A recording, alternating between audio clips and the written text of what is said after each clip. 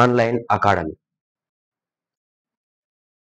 మన ఛానల్ని లైక్ చేయండి, షేర్ చేయండి, అదేవిధంగా సబ్స్క్రైబ్ చేయండి. అయితే మన హార్ట్ బీట్ సార్ హృదయం యొక్క నిర్మాణం, కండరజనిత హృదయం, నాడీజనిత హృదయం, ఏ ఏ జీవుల లోపల హృదయం ఎన్ని గదులను కలిగి ఉంటుంది అనే అటువంటి అంశాలను మనం తెలుసుకోవడం జరిగింది. అయితే ఇప్పుడు హృదయ స్పందన rate, heart beat rate sir అంటే ఈ హృదయం ఎన్నిసార్లు ఒక నిమిషానికి ఎన్నిసార్లు స్పందిస్తుంది అనేటువంటి అంశాన్ని మనం తెలుసుకోవాలి. అయితే ఒక నిమిషంలో జరిగే హృదయ స్పందనల సంఖ్యనే ఒక నిమిషంలో జరిగే అటువంటి హృదయ స్పందనల సంఖ్య ఒక నిమిషంలో ఒక నిమిషంలో జరిగేటువంటి హృదయ స్పందనల సంఖ్య జరిగే హృదయ స్పందనల సంఖ్యనే మనం ఏమంటున్నాం అని అంటే హార్ట్ బీట్ అని పిలుస్తున్నాం సార్. ఏమని పిలుస్తున్నాం? హార్ట్ బీట్ రేట్ అని పిలవడం జరుగుతుంది. ఏ rate sir? Heart beat rate అని పిలవడం జరుగుతుంది అన్నమాట. మరి ఒక నిమిషానికి హృదయం అంటే జీవుల లోపల ఉన్నటువంటి హృదయం స్పందించేటువంటి తీరును మనం ఏమంటున్నాం సార్ అని అంటే హృదయ స్పందన అని అంటున్నాం. ఒక నిమిషంలో ఎన్నిసార్లు స్పందిస్తుంది అనే అంశాన్ని మనం పూర్తి స్థాయిలో తెలుసుకోవాలి. అంటే ఆరోగ్యవంతమైనటువంటి మానవునిలో హృదయ స్పందన మానవునిలో నిమిషానికి జరిగేటువంటి హృదయ స్పందన రేట్ ఎంత సార్ అంటే 72 టైమ్స్ సార్. 72 టైమ్స్. తర్వాత చిన్న పిల్లలలో హృదయ స్పందనల సంఖ్య ఎంత సార్ అని అంటే 140 టైమ్స్ అన్నమాట. Okay, right. ఎన్నిసార్లు సార్? పెద్దవాళ్ళలోనైతే ఆరోగ్యవంతంగా ఉన్నటువంటి మానవునిలో అయితే 72 సార్లు, చిన్నపిల్లల్లో అయితే 130 నుంచి 140 సార్లు సార్. రైట్. అయితే ముసలి వాళ్ళ లోపల, వయసు అయిపోయినటువంటి ముసలి వాళ్ళ లోపల మరి ఎంత సార్ అని అంటే ముసలి వారిలో హృదయ స్పందన సంఖ్య ఎంత అని అంటే 60 నుంచి 70 సార్. 60 నుంచి 70 అంటే వయసులో ఉన్నటువంటి వ్యక్తుల లోపల హృదయ స్పందన సంఖ్య 72, వయసు అయిపోయిన వాళ్ళలో 60 నుంచి 70, చిన్న పిల్లల్లో 130 నుంచి 140. నెక్స్ట్ ఏంటి అని అంటే విశ్రాంతి దశలో ఎంత ఉంటుంది సార్ అని అంటే విశ్రాంతి తీసుకునేటువంటి క్రమంలో, మనం నిద్రపోతున్నటువంటి క్రమంలో, విశ్రాంతి తీసుకునేటువంటి క్రమంలో ఎంత సార్ హృదయ స్పందన ఎంత సార్ అని అంటే 60 నుంచి 90 సార్లు ఉంటుంది సార్. 60 నుంచి 90 సార్లు ఉంటది సార్. నెక్స్ట్ అత్యధిక హృదయ స్పందన కలిగినటువంటి జీవి సార్. అత్యధికంగా హృదయ స్పందన కలిగినటువంటి జీవి ఏది సార్ అని అంటే హృదయ స్పందన కలిగిన జీవి కోయల్టిక్ పక్షి సార్. కోయల్టిక్ పక్షి లోపల అత్యధికంగా హృదయ స్పందన రేట్ ఉంటుంది సార్. ఎన్ని సార్లు ఉంటది? 1200 సార్లు ఉంటది సార్. ఒక నిమిషానికి ఎన్ని సార్లు ఉంటది? 1200 సార్లు ఉంటది. అతి తక్కువ హృదయ స్పందన కలిగినటువంటి జీవి ఏది సార్ అని అంటే తిమింగలం సార్. అతి తక్కువ హృదయ స్పందన కలిగినటువంటి జీవి ఏది సార్ అని అంటే తిమింగలం సార్. తిమింగలం ఎక్కడ ఉంటుంది సార్? వాటర్ లో ఉంటది. ఇది 7 సార్లు సార్. 7 సార్లు మాత్రమే స్పందిస్తది. రైట్.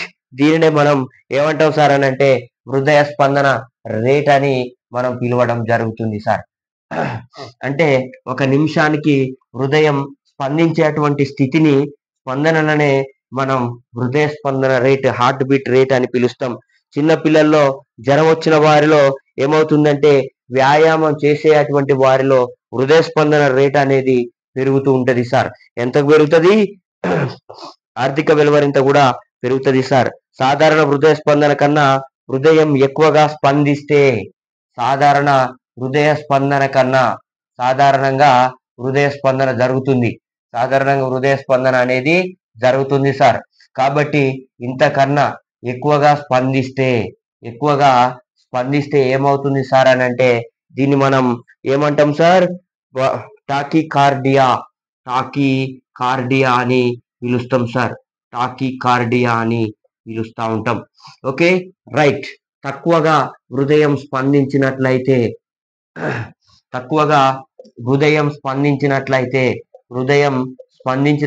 దాన్ని మనం ఏమంటాం సార్ అని అంటే బ్రాడికార్డియా అని పిలుస్తాం సార్.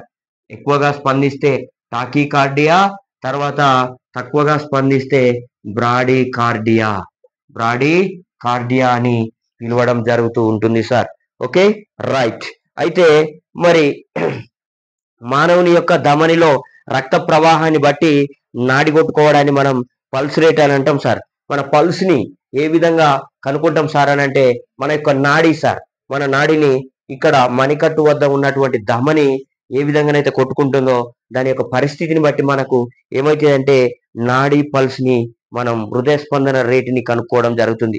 హృదయ స్పందన పెంచే చర్యలు ఏంటి అంటే సహానుభూత నాడులు సార్. సహానుభూత నాడులు. హృదయ స్పందన పెరగాలంటే ఏం కావాలి సార్ అని అంటే, హృదయం ఎక్కువగా స్పందించాలంటే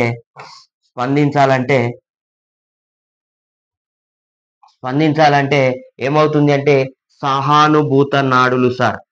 సహానుభూత నాడులు. తర్వాత ఎఫినెఫ్రిన్ సార్. ఇంకా ఏంటి? ఎఫినెఫ్రిన్ కూడా ఏం చేస్తుంది అని అంటే మన యొక్క హృదయం యొక్క స్పందన రేట్ ని పెంచుతూ ఉంటది సార్. నెక్స్ట్ నార్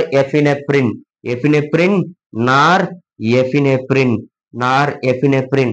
నెక్స్ట్ ఏంటి సార్ అని అంటే థైరాక్సిన్ సార్. థైరాక్సిన్ కూడా ఏం చేస్తుంది సార్ అని అంటే,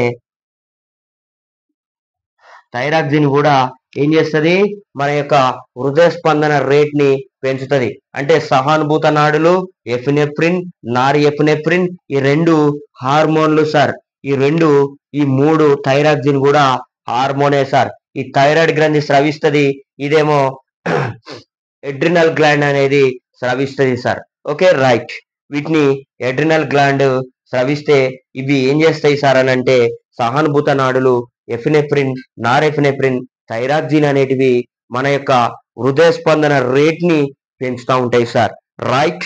ఓకే, ఇక 1 మిల్లీలీటర్ రక్తం ఏం చేస్తుంది? మరి హృదయ స్పందనను తగ్గించేటువంటి నాడులు కూడా ఉన్నాయి సార్. మరి హృదయ స్పందనను పెంచేటువంటి నాడులు సహానుభూత నాడులైతే హృదయ స్పందన రేట్ ని తగ్గించేది. మరి తగ్గించే నాడులు సార్ ఏంటి సార్ అని అంటే, ఈ తగ్గించే నాడులు సహానుభూత నాడులు సార్.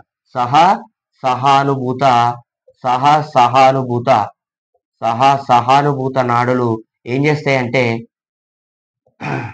హృదయ స్పందన రేటుని తగ్గిస్తూ ఉంటాయి సార్. Okay, right. మరి హృదయ స్పందన తగ్గించేటువంటి నాడులైతే 1 మిల్లీలీటర్ రక్తం గుండె నుండి కాలి చివరి వరకు తిరిగి 1 మిల్లీలీటర్ రక్తం ఏం చేస్తుంది అని అంటే కాలు యొక్క చివరి వరకు వెళ్ళి, అంటే పాదం వరకు వెళ్ళి తిరిగి రావాలి.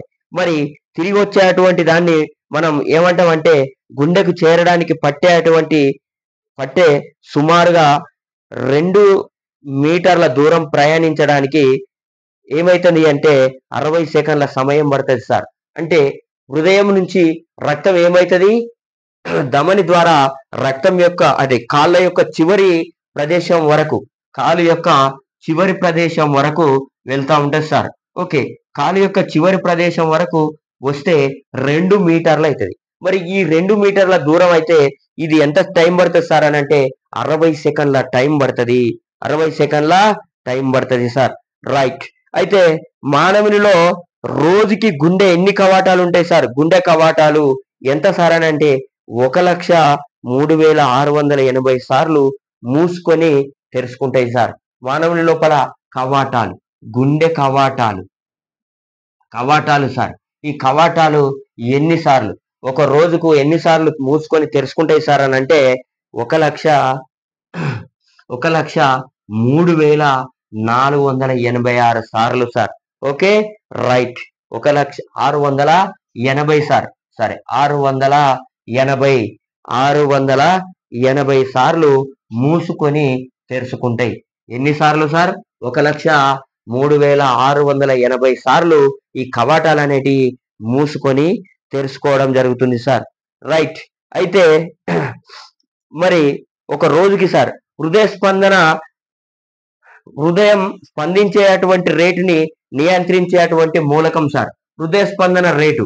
మరి హృదయ స్పందన అనేది పెరుగుతుంది కాబట్టి దానిని నియంత్రించాలి.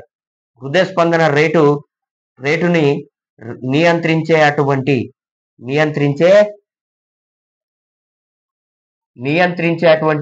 మూలకం సార్ ఏంటి సార్ అని అంటే పొటాషియం సార్. ఏంటి? Potassium sir. Okay, right. ఈ పొటాషియం అనేటువంటి మూలకం ఏం చేస్తుంది సార్ అని అంటే మానవుని యొక్క హృదయ స్పందన రేటుని తగ్గిస్తూ ఉంటుంది సార్. Okay, right. ఇప్పుడు మనం రక్త పీడనం బ్లడ్ ప్రెషర్ గురించి, బీపీ గురించి మనం తెలుసుకుందాం.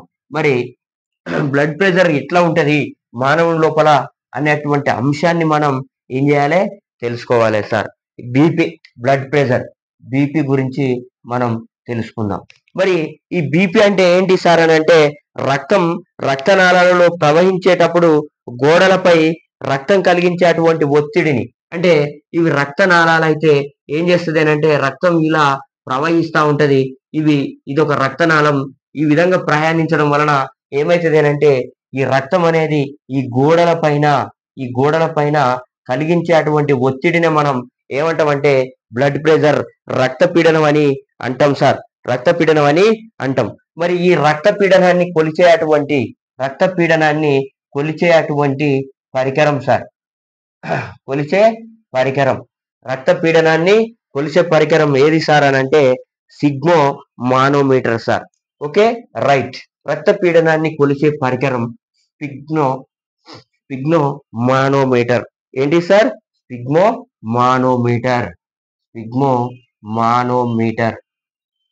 మానోమీటర్ అనేటువంటిది ఏం చేస్తుంది అని అంటే మానవుని బీపీని కొలుస్తూ ఉంటుంది సార్. రైట్. మరి దీన్ని కనుగొన్నటువంటి శాస్త్రవేత్త ఎవరు సార్ అని అంటే Samuel Karl Richter von Basch. Samuel Karl రిక్టన్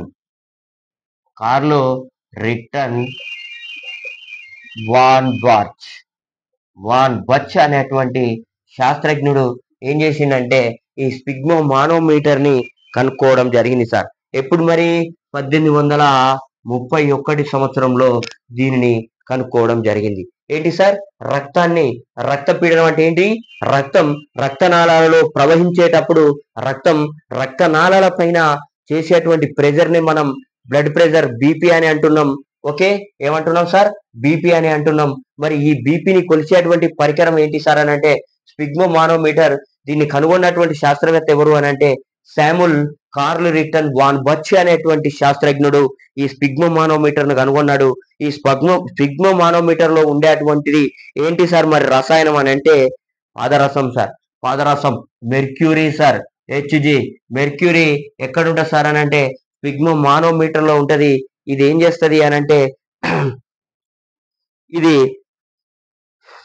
sphygmo manometer లో మెర్క్యూరీని ఉపయోగిస్తారు.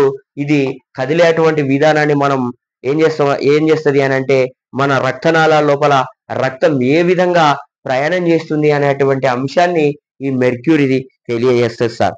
ఆరోగ్యవంతమైనటువంటి మానవుని యొక్క రక్తపీడనం ఏంటి అంటే 120 సార్. 120/80.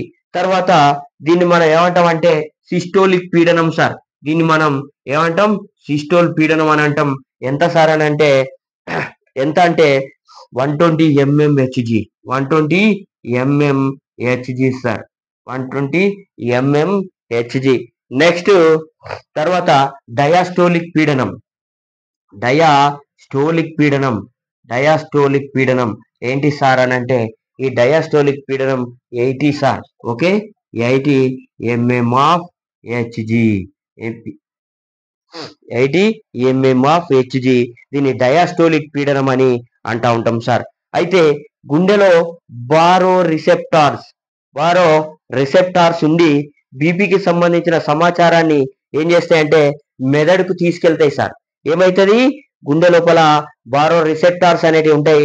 ఇవి ఏం చేస్తాయనంటే మెదడుకి సంకేతాలను పంపిస్తూ ఉంటాయి.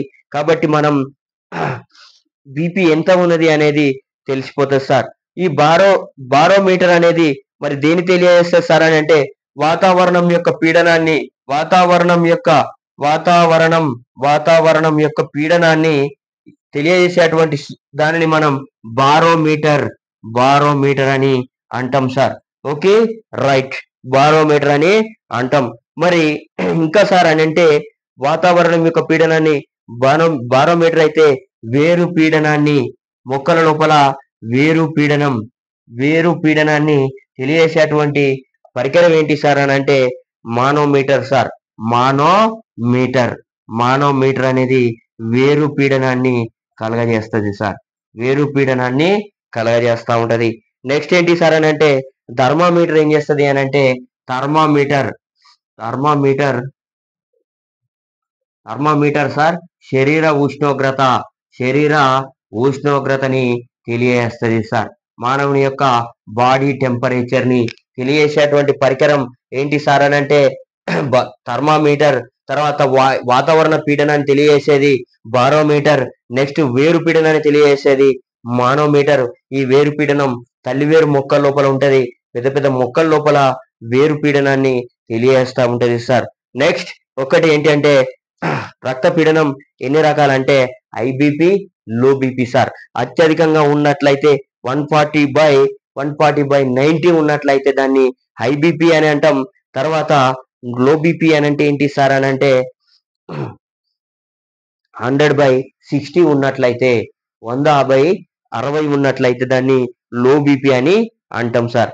Okay, right. తర్వాత గుండెపోటు గురించి నెక్స్ట్ సెషన్ లో మనం తెలుసుకుందాం సార్. రైట్, మన ఛానల్ని లైక్ చేయండి, షేర్ చేయండి, సబ్స్క్రైబ్ చేయండి సార్. రైట్.